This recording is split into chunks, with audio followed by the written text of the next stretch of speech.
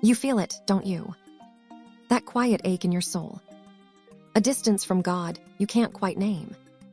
You try to pray, you seek, but the connection feels thin. What if I told you? This isn't random. This isn't just a season. This is often a secret sabotage.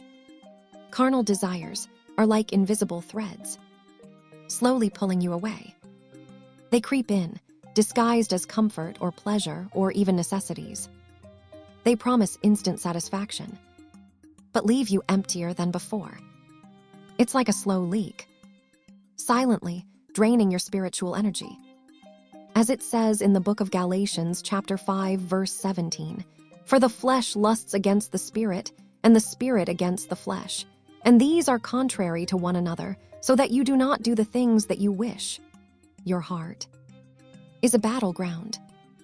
These desires, they choke your spiritual growth. When you feed the flesh, you starve the spirit. The things of God become less appealing, prayer feels like a chore, and the word seems dry. You lose your hunger for heavenly things. Remember the book of Matthew chapter 13, verse 22, which speaks of those who hear the word, but the cares of this world and the deceitfulness of riches choke the word, and he becomes unfruitful. What you feed will grow. You cannot fight the flesh in your own strength. It is too cunning, too deeply rooted. Victory comes when you surrender these desires to God, admitting your weakness and leaning on his power. As it's written in the book of Romans chapter 7, verse 18, "For I know that in me, that is, in my flesh, dwells no good thing. For to will is present with me, but how to perform what is good I do not find." His strength is perfected in your weakness. Sometimes God allows these desires to surface, not to condemn you, but to expose what needs to die. It's painful, yes, but it's a divine surgery. He cuts away what separates you from him. The book of Hebrews chapter 4, verse 12 reminds us, "For the word of God is living and powerful, and sharper than any two-edged sword, piercing even to the division of soul and spirit, and of joints and marrow, and is a discerner of the thoughts and intents of the heart." His light reveals. To heal, you can't just remove a bad habit. You must replace it with a good one. When you crucify the flesh, you must also cultivate the spirit. Fill your heart with his word, with worship, with fellowship. The book of Philippians chapter 4, verse 8 gives us guidance. "Finally, brethren, whatever things are true, whatever things are noble, whatever things are just, whatever things are pure, whatever things are lovely, whatever things are of good report, if there is any virtue, and if there is any praise, meditate on these things."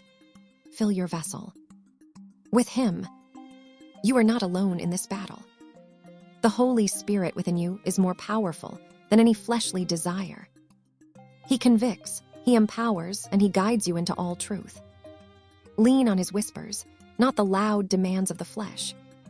The book of Galatians chapter 5, verse 16 promises, "I say then, walk in the Spirit, and you shall not fulfill the lust of the flesh."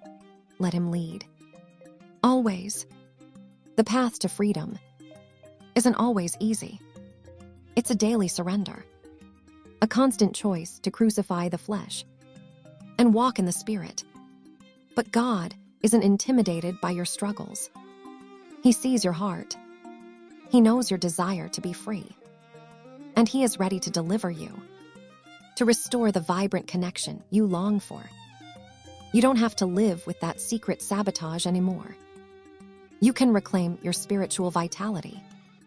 Right now, if you're ready to break free from carnal desires, type spirit over flesh in the comments.